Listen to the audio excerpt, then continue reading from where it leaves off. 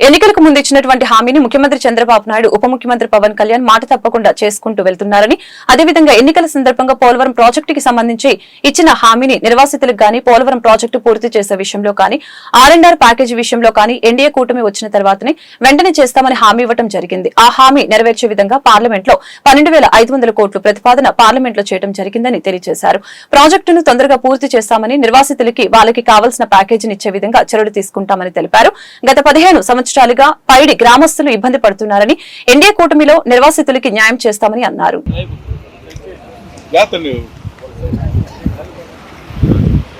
Coaches permission రాలేదు. మనం మొన్న అన్నది అదే కదా, శాండ్ అది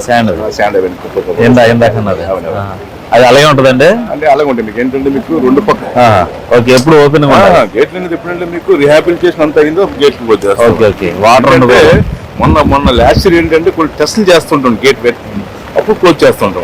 కానీ ఇలా ఫ్లడ్ అప్పుడు గేట్ క్లోజ్ చేయకూడదు.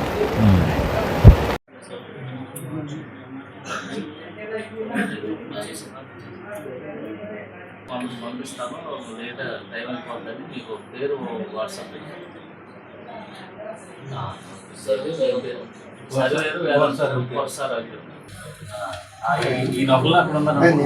కడదాగా ఉన్నాను లాంచ్ మీద ఇప్పుడు అందాక తీసుకొని ఇల్లు అందాక అపార్ట్మెంట్లో ఉన్నాను.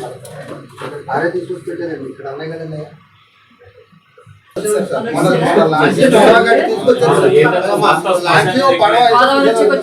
ఆరే తీసుకొచ్చారండి. రాలేకపోతే లాంచీ పడవ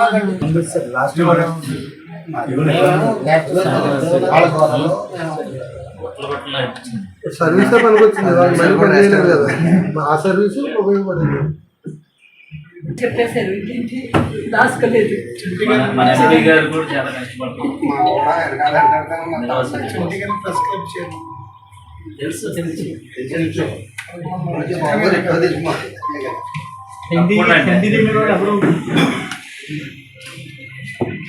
ముందు ఏదైతే కూటమి హామీ ఇచ్చిందో, ఈరోజు ప్రజలందరూ కూడా కూటమిని అధికారంలోకి తీసుకొచ్చారు.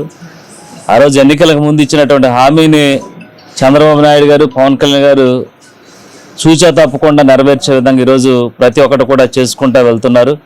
అదేవిధంగా పోలవరం ప్రాజెక్టు సంబంధించి ఎన్నికల్లో ఏదైతే హామీ ఇచ్చారో నిర్వాసితులు కానీ, పోలవరం ప్రాజెక్టు పూర్తి చేయడంలో కానీ, అలాగే R&R ప్యాకేజీ కానీ ఇవన్నీ కూడా ఎన్డీఏ కూటమి వచ్చిన తర్వాత వెంటనే చేస్తామని హామీ ఇవ్వడం జరిగింది. ఆ హామీని నెరవేర్చే విధంగా ఈరోజు పార్లమెంట్లో సుమారు 12,500 కోట్లు రోజు ప్రభుత్వం ప్రతిపాదన చేసింది పార్లమెంట్లో. తప్పకుండా పోలవరం నియోజకవర్గం తరఫున ప్రభుత్వానికి కృతజ్ఞతలు తెలియజేస్తున్నాం.